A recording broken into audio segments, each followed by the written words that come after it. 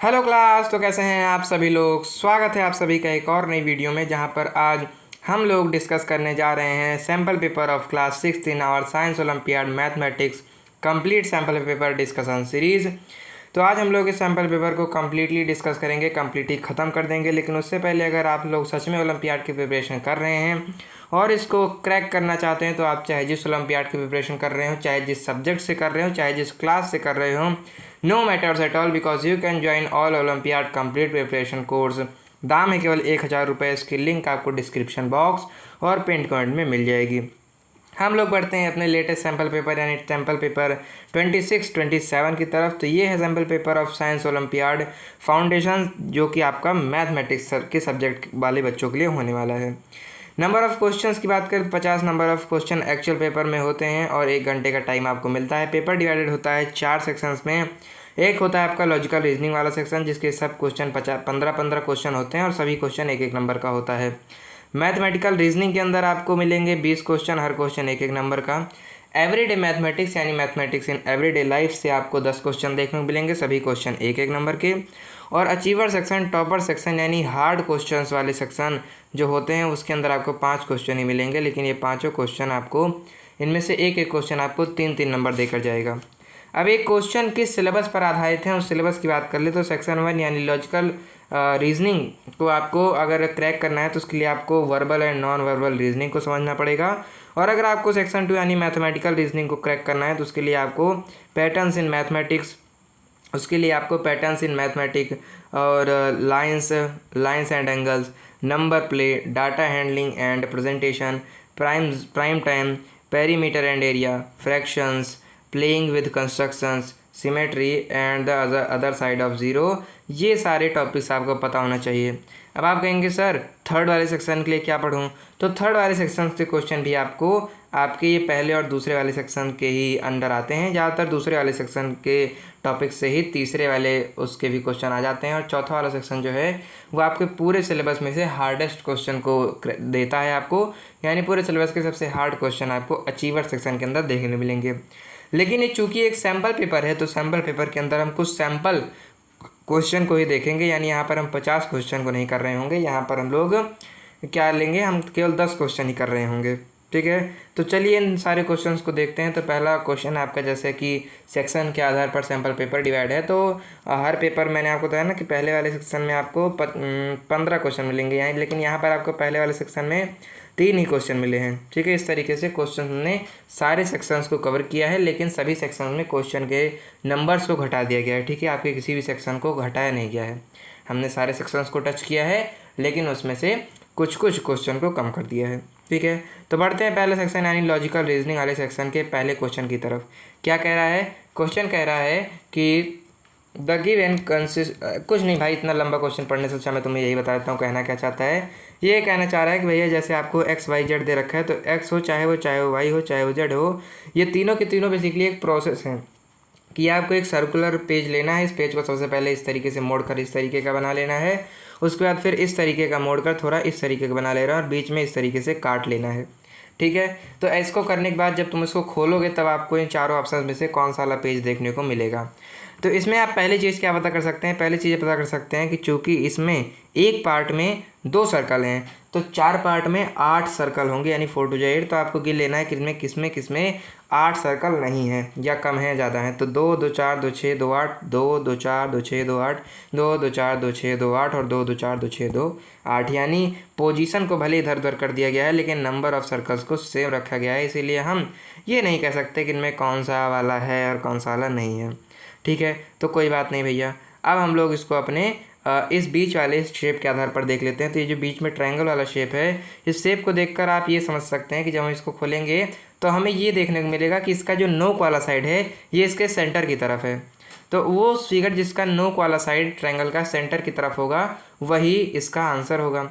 तो पहले वाले में आप देखते हैं कि केवल ये वाला जो आपका इमेज है ना, केवल जो आपका ये वाला ट्रायंगल है, केवल यही वाला ट्रायंगल आपकी नोक आपकी सेंटर की साइड है, बाकी सारे की नोक बाहर की साइड है।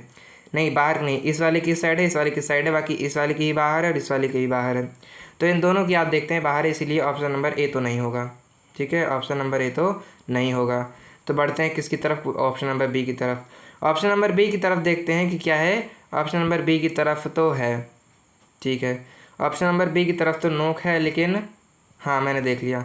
ऑप्शन नंबर बी की तरफ भाई मैं देख पा रहा हूँ कि इन सारे का जो सेंटर है, इन सब का जो सेंटर है वो तो इसका नोक की तरफ है, लेकिन ये जो ट्रायंगल है, ट्रायंगल ही नकली है भाई। ये ट्रायंगल देखो, ये एक इक्विलेटरल ट्रायंगल है। क्लास 6 वालों को तो इतना पता होना चाहिए। यानी आप इस वाले ट्रायंगल का शेप देखिए भाई, और इस वाले ट्रायंगल का शेप देखिए। ये देखिए, ये वाला ट्रायंगल किस शेप का है और ये वाले ट्रायंगल किस शेप के हैं। तो ट्रायंगल ये तो दूसरे वाले ट्रायंगल ही है, यानी बी भी सही नहीं होगा। उसके बाद फिर ये वाला क्वेश्चन देखिए, चलो इसको बाद में देखूँ, पहले इसको देख लो। इसमें तो आपको साफ साफ ही दिख रहा है कि इसके सारे नोक ऊपर की साइड हैं, यानी बीच में तो इसके कुछ है ही नहीं। बीच में तो ना ऊपर वाला साइड है ना नोक वाला साइड है, यानी बीच ये डी तो कतई नहीं होगा।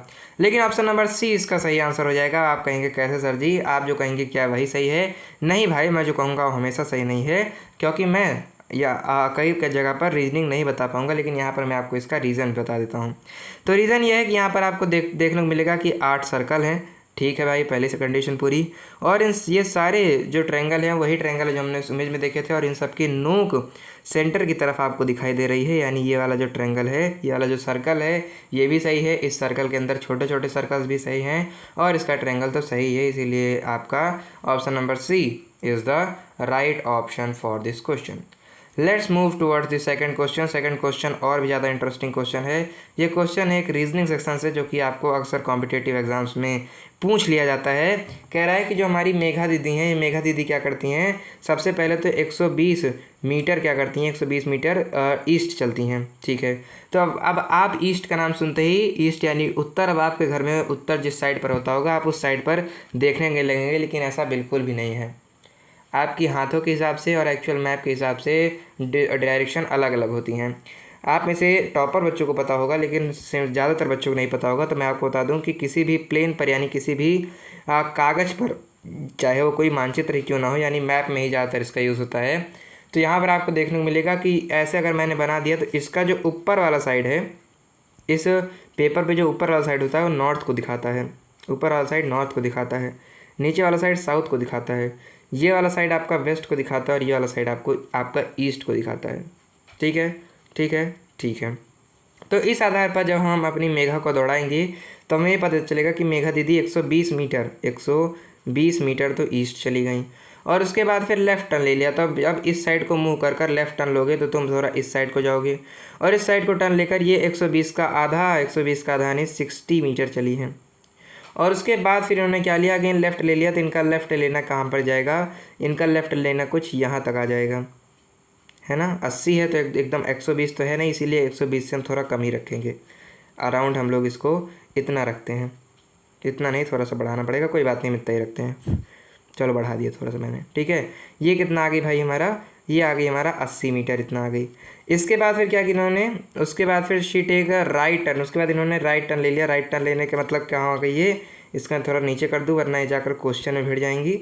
ये राइट टर्न लेकर क्या हो गई, एंड वॉक 40 मीटर, यानी 80 का भी आधा, यानी केवल इतना ही आगे आई है, 40 मीटर ही आगे आ गई। और फाइनली अपना लेफ़्ट लेती हैं, और लेफ़्ट लेकर कहाँ जाती हैं, and finally turn 40 metre after turning to her left. अच्छा, take right turn and walk 40 metre, और she walk 40 metre after turning to her. अब इसका लेफ़्ट चल कर कहाँ पर आ गई हैं, इसका लेफ़्ट चलने के बाद ये फिर 40 मीटर थोड़ा सा इधर की तरफ आ गई हैं। अब ये अपने स्टार्टिंग पॉइंट से, यानी यहाँ से कितना दूर हैं, यहाँ से कितना दूर हैं, इसको पता करने के लिए आप क्या कर सकते हैं, इसको पता करने के लिए okay okay okay okay okay okay okay ठीक है। तो आप इसमें क्या कर सकते हैं, इसमें दो चीज़ ये हैं कि पहला तो हम भाई एक बिल्कुल सीधे बच्चे वाला काम करें। एक सीधा बच्चा जो करता है कि भाई मेघा दीदी के पीछे पीछे लग जाओ, और मेघा दीदी जितना डिस्टेंस चल रही थी उनके पीछे टेप लेकर, मतलब मेजरिंग टेप लेकर लग जाओ, और इनके पीछे नापते चलो कि हाँ दीदी अब आप 120 चली गई, फिर 60 गई, यानी 120 + 60 180, 180 + 180 और जोड़ दो, फिर 40 जोड़ दो, फिर 40 जोड़ दो, इस तरीके से जोड़ कर चले जाओ। लेकिन इन्होंने ये नहीं पूछा है कि ये कितना दूरी चली हैं। क्वेश्चन ने पूछा है कि अपनी स्टार्टिंग पॉइंट से कितना ज़्यादा दूर हैं, यानी हमको ये डिस्टेंस नहीं नापना है, हमको ये डिस्टेंस नापना है, हमको ये डिस्टेंस नापना है। तो इस डिस्टेंस को नापने के लिए जो तेज बच्चा है वो तेज वाला दिमाग लगाएगा, यानी ये यहाँ से केवल डिस्टेंस नापेगा कि ये उससे कितने दूर हैं। तो जब इस डिस्टेंस को नापते हैं तो हमें कुछ चीज़ों की ज़रूरत पड़ती है जो कि आपको क्वेश्चन ही दे रहा था लेकिन आपने लिया ही नहीं। जैसे आपकी बुआ आपको विदाई देती हैं लेकिन आप अपनी मम्मी का मुंह देखकर कहते हैं नहीं नहीं नहीं बहुत पैसा है बुआ जी मेरे पास, क्यों मुझे पैसा दे रही हो, और उसके बाद फिर अपना जेब आगे बढ़ा देते हैं। वो बात अलग है कि बाद में तुम्हारी मम्मी तुमसे पैसा ले लेती हैं और आज तक उस पैसे का कुछ अता पता नहीं है, कोई बात नहीं। उसी तरीके से यहाँ पर हमें कुछ कुछ चीज़ें ऐसी पता करनी है जो कि आपको दी गई हैं लेकिन आपने ली नहीं। कैसे? जैसे सर जी मुझे ये पता है कि ये यहाँ पर 40 मीटर चली, तो अगर ये यहाँ पर 40 मीटर चली है तो यहाँ से इतनी दूरी भी तो क्या 40 ही मीटर होगी, इतनी दूरी क्या 40 मीटर होगी? जी हाँ। और उसके बाद फिर इसको मैं ऐसे ऐसे कर देता हूँ डॉटेड, ठीक है। उसके बाद मुझे पता है कि ये 60 मीटर दिया हुआ है, तो क्या इसके सामने वाली दूरी ये भी 60 मीटर ही होगी? इससे सामने वाली दूरी ये भी 60 मीटर ही होगी? हाँ सर जी ये भी 60 मीटर होगी। तो इस पूरे तामझाम को देखकर मैं ये कह सकता हूँ कि ये है 40 मीटर, ये है 60 मीटर। तो अब मैं इस दूरी को ना जोड़कर इस दूरी को जोड़ लूँगा, इस दूरी को जोड़ लूँगा। मैं इस दूरी को जोड़ लेता हूँ। 60 + 40 होता है 60 + 40 होता है 100, यानी सी इज़ एक्चुअली 100 मीटर दूर, 100 metre far from his actual starting point, यानी अपने एक्चुअल स्टार्टिंग पॉइंट से 100 मीटर की दूरी पर है। ये था आपके दूसरे क्वेश्चन का answer. Let's move to the last question of the first section, जो कि है find the number of square found in the given figure. आपने अगर बेसिकली रीजनिंग की कोई भी किताब उठाकर देखी हो तो इस तरीके के क्वेश्चन आपसे ज़रूर पूछे जाते हैं, तो उसी वही तरीके का क्वेश्चन मैं भी यहाँ पर लेकर आ गया हूँ तुम्हारे लिए, ठीक है। तो ये एक फिगर आपको दे रखा है, इसके अंदर आपको स्क्वायर पता करना है कितने स्क्वायर हैं। तो आओ नापना शुरू करते हैं। पहला स्क्वायर तो ये रहा, ये लो भाई मैंने नाप लिया, पहला स्क्वायर ये रहा। तो एक स्क्वायर सर जी आपने ये नाप लिया, तो आपकी ही चीज़ को फॉलो कर कर मैं पता कर लेता हूँ कि ये चारों भी तो एक स्क्वायर ही हुए। अगर आप उसको एक स्क्वायर मानेंगे तो ये चारों भी तो एक स्क्वायर हुए, बिल्कुल भाई ये भी एक स्क्वायर हुए। अगर तुमने मेरी ये चीज़ पता कर इन तीनों स्क्वायर का पता लगा लिया, तो मेरी एक और चीज़ पता कर और 3 स्क्वायर का पता लगाओ कि ये भी तो एक स्क्वायर ही है, ये भी एक स्क्वायर ही है।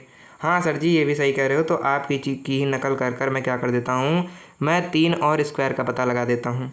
ये लो भाई मैंने निकाल दिया 3 और स्क्वायर, यानी अभी तक हमने कितने स्क्वायर जोड़ लिए हैं, अभी तक हमने कितने स्क्वायर जोड़ लिए हैं, ये देखो भाई 1 2 3 4 5 6 7 8। वाह वाह सर जी ये तो बहुत अच्छी बात आपने बता दी। इसका मतलब फिगर के अंदर 8 स्क्वायर हैं। ये तो हो गई छोटे बच्चों की बात, ये तो हो गई आम जिंदगी। लेकिन जब हम मेंटोस ज़िंदगी की बात करते हैं, यानी जब हम लोग अपने टॉपरों से बात करते हैं, तो टॉपर कहते हैं सर जी केवल साधारण लोगों ने ये देखा, लेकिन मैंने क्या देखा, मैंने ये देखा कि ये जो टेढ़ा टेढ़ा सा है, ये जो टेढ़ा टेढ़ा सा है, ये भले ही टेढ़ा है लेकिन शेप तो इसकी भी स्क्वायर की है। सही बात है कि नहीं? सही बात है कि नहीं?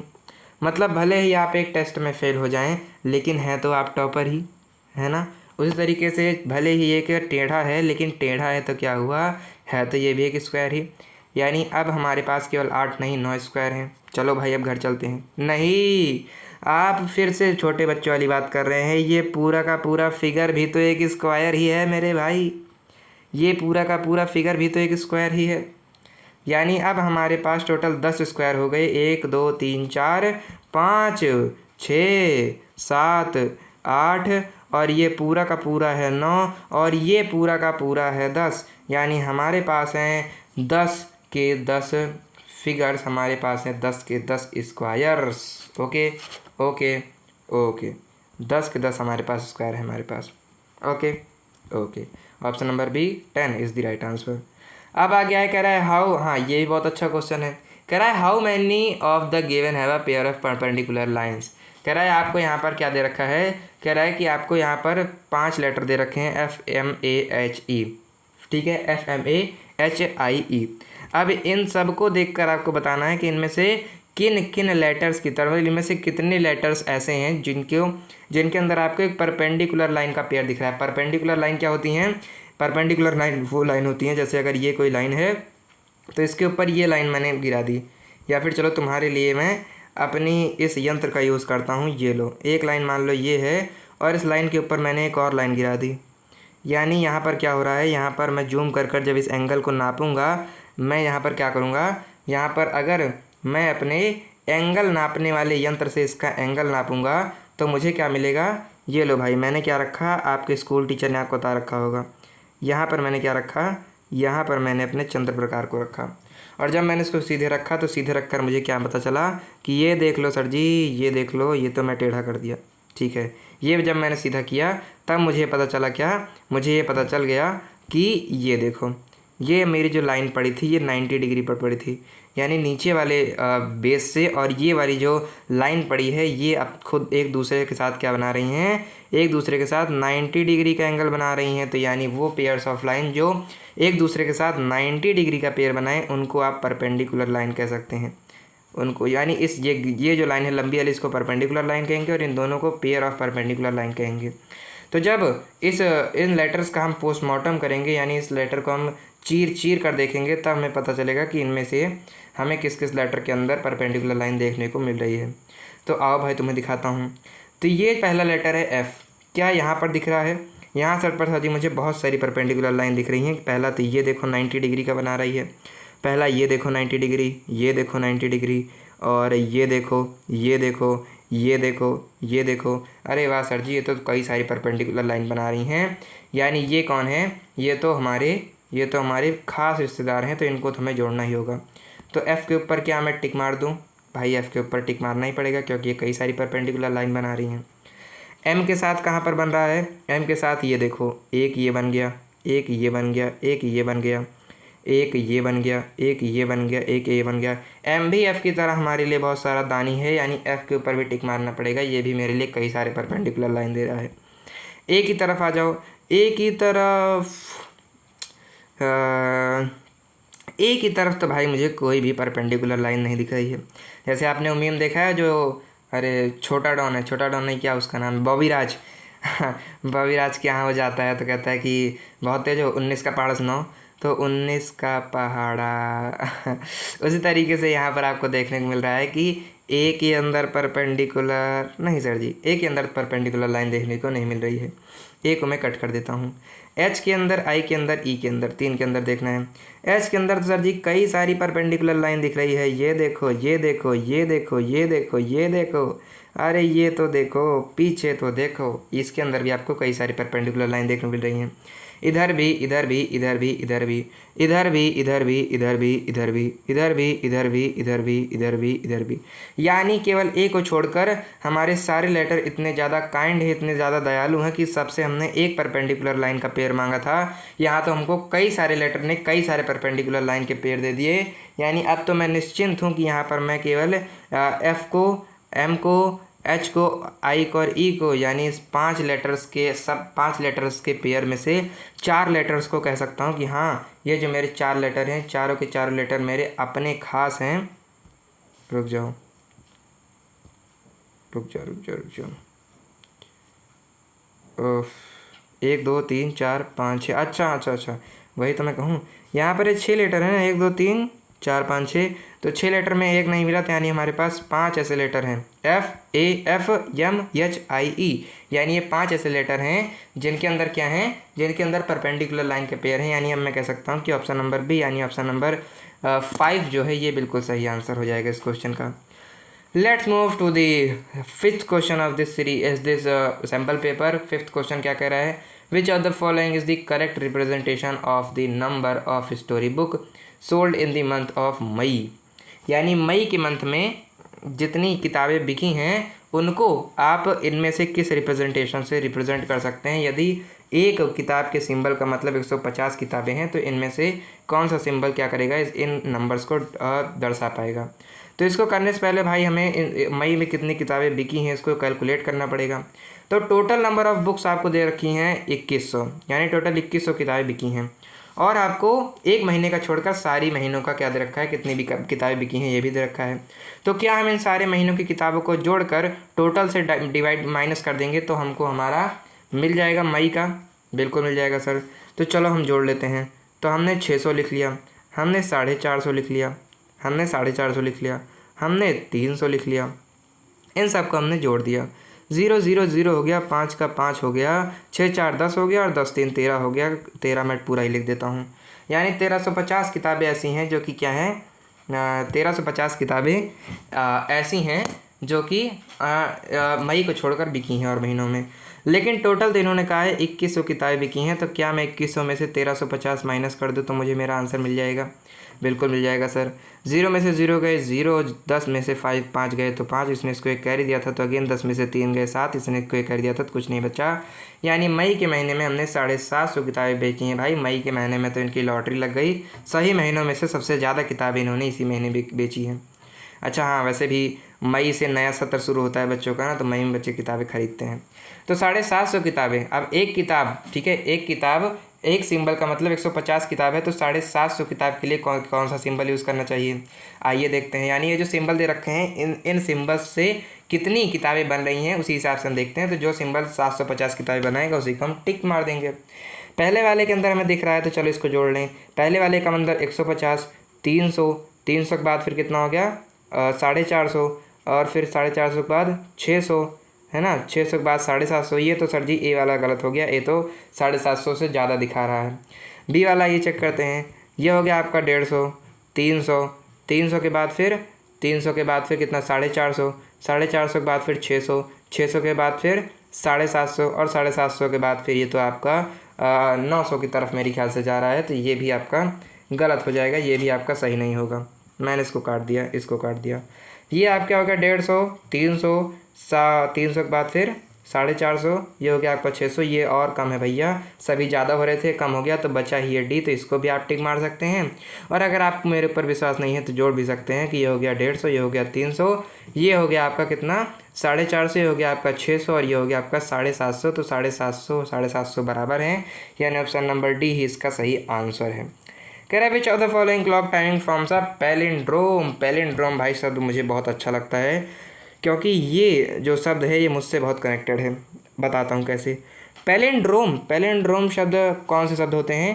पैलिंड्रोम कुछ इस तरीके के शब्द होते हैं या इस तरीके का पैटर्न होता है जिसको आप सीधे पढ़ो या उल्टे पढ़ो वो सेम ही देंगे। यानी उसको आप चाहे सीधे लिखो चाहे उल्टा लिखो, मेन ही सेम ही अर्थ बनेगा। कैसे सर जी? जैसे आपके सर जी का नाम है नमन, मेरा क्या नाम है? मेरा नाम है नमन। अब नमन को आप सीधे पढ़ोगे तब भी ये नमन ही लिखाएगा, और नमन को चलो मैंने उल्टा लिख लिया, ये वाला ना पहले लिख दिया, ये वाला ना बाद में लिख लिया, और ये वाला ना बाद में लिख लिया, तो सर जी ये तो दोबारा से नमन बन गया। यानी सर जी आपका तो मैं मजाक ही नहीं बना सकता।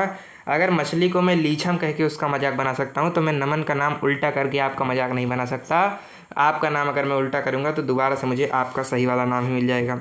यानी जो मेरा नाम है ये एक पैलिंड्रोम है लिखा हुआ है, ठीक है। इसी तरीके से आप जिस पापा को प्यार करते हैं वो हैं आपके पापा, तो इन पापा को का नाम भी पैलिंड्रोम में ही लिखा हुआ है। यानी आप पापा को किस तरीके से लिखेंगे? पापा अगर आप लिख रहे हैं और बाद में इसको उल्टा कर रहे हैं, यानी इस वाले पा को पहले लिख दे रहे हैं, इस वाले पा को बाद में लिख रहे हैं, तब भी ये पापा ही बनेंगे। इसीलिए तो आपके पापा हीरो हैं मेरे भाई। तो आपके पापा और मैं, हम दोनों का नाम जो है पैलिंड्रोम में ही है। इस तरीके से अगर मैं बात करूँ किसकी, इस तरीके से आपको यहाँ पर नीचे नंबर दिया हुआ है। अब इस नंबर को देखकर आपको क्या बताना है कि इनमें से कौन सा ऐसा नंबर है जो कि पैलिंड्रोम में लिखा हुआ है, यानी जिसको आप सीधे लिखें चाहे उल्टा लिखें वो एक ही अर्थ देगा। तो चलो भाई बनाकर देख लेते हैं। सबको उल्टा लिख लेंगे, जो कि सही देगा उसी मान लेंगे। तो ये लिखा हुआ है 06 और 56, तो चलो मैंने इसको उल्टा लिख दिया, ये हो गया 6560। नहीं सर जी ये तो नंबर नहीं बना रहा है, तो ये गलत है। 1212, हाँ सर जी देखने में तो बहुत अच्छा लग रहा है, लेकिन नहीं मेरे भाई, इसको जब उल्टा करोगे तो 2121 हो जाएगा, 1212 नहीं रह जाएगा, तो ये भी गलत है, ठीक है। और दूसरा है 1022, तो इसको भी जब मैंने उल्टा किया तो 2201 हो गया, ये भी गलत है। लेकिन जो ये लिखा है 10 और 10, तो इसको मैं उल्टा करूँगा तो 10 और 01 हो गया, यानी अगेन ये 1001 था और दोबारा भी 1001 हो गया। यानी ऑप्शन नंबर डी वाला जो नंबर है 10 और 1, ये क्या लिखा हुआ है? ये एक पैलिंड्रोम में लिखा हुआ है। समझ में आ गया मेरे ख्याल से आपको। Let's move to the question number 7 from everyday mathematics वाले सेक्शन। कह रहा है कि Riddhi joint 3 triangle pieces of cloth to make a big rectangle table cloth, ठीक है। हमारी रिद्धि जी क्या है? हमारी रिद्धि जी को एक टेबल का क्लॉथ बनाना है।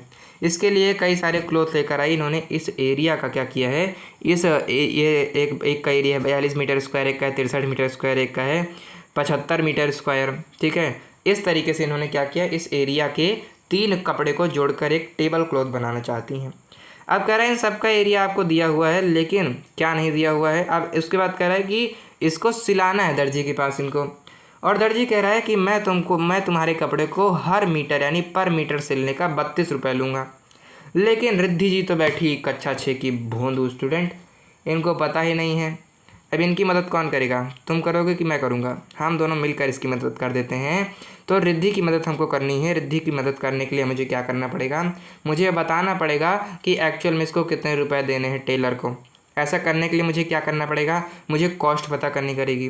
कॉस्ट पता करने के लिए मुझे क्या करना पड़ेगा, इसको करने के लिए मुझे पता करना पड़ेगा कि ये कितने मीटर इसको सिलना है दर्जी को।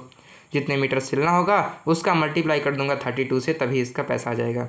अब इसका मीटर सिलने के लिए मुझे क्या करना पड़ेगा, मुझे इन रेक्टेंगल्स का फॉर्मूला पता होना चाहिए कि रेक्टेंगल्स का फॉर्मूला क्या होता है एरिया का, और उल्टा साथ ही साथ मुझे इसमें और सारे मीटर्स यानी और सारी लेंथ को भी पता करना पड़ेगा। तो चलो इसका सारे लेंथ को पता करते हैं। एक लेंथ आपको दे रखी है जो कि है 7 मीटर, ये वाली। अब मुझे पता है कि जो रेक्टेंगल का एरिया होता है ये एरिया किसके बराबर होता है, क्लास 6 में भाई तुमको ही पता होना चाहिए।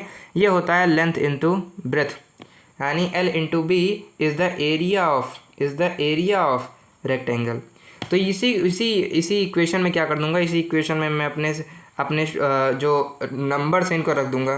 तो इस वाले रेक्टेंगल को हम अभी बात कर रहे हैं। तो इस वाले रेक्टेंगल का एरिया दे रखा है 42 मीटर स्क्वायर, लेंथ इसकी दे रखी है 7 मीटर, और ब्रेथ हमको निकालनी है।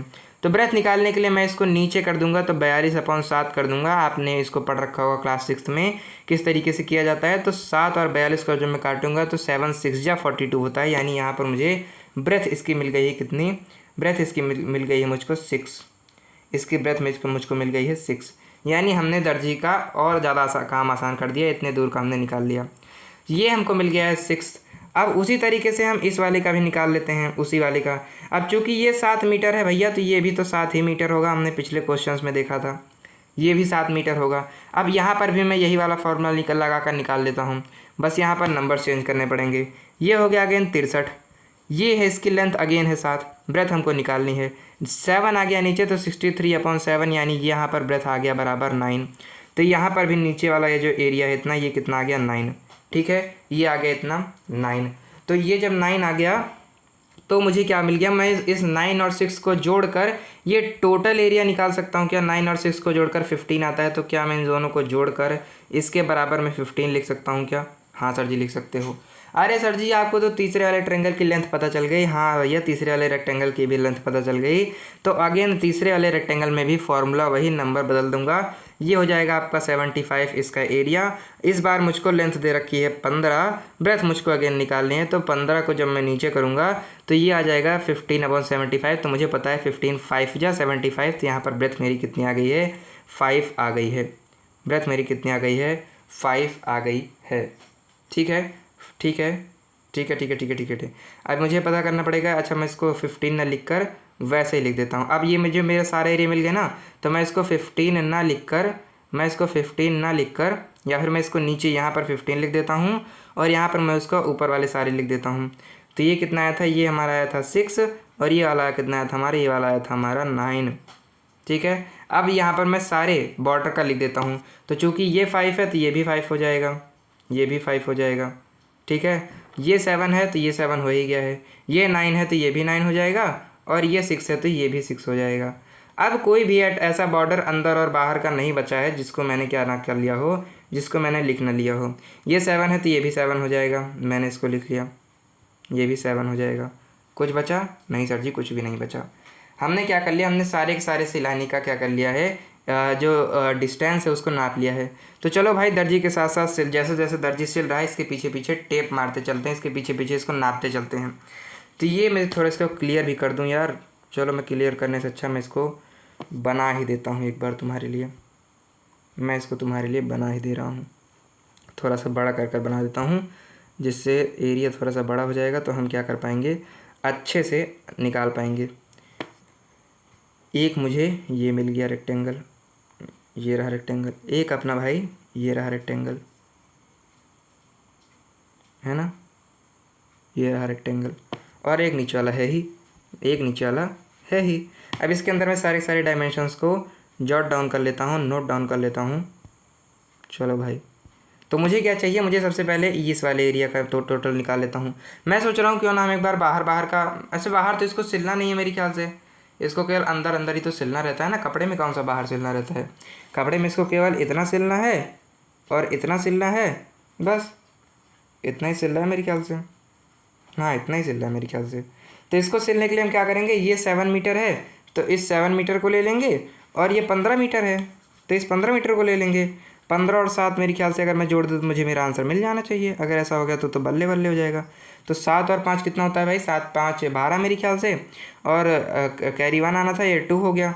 क्या ऑप्शन में कहीं 22 है, मतलब मैं केवल चेक कर रहा हूँ। अगर ऐसा 22 इंटू 32 कर दो, टोटल मीटर आ गया 22, और 22 इंटू प्राइस से कर दो 32, तो कितना हो गया, ये हो गया आपका 2 2 जा 4 और 3 2 जा 6, 2 2 जा 4 3 2 जा 6 और 2 2 जा 4 3 2 जा 6, और फिर उसके बाद फिर 2 2 जा 4 3 2 जा 6 अगेन, ये हो गया आपका 4 6 4 10 0 कैरी 1 7।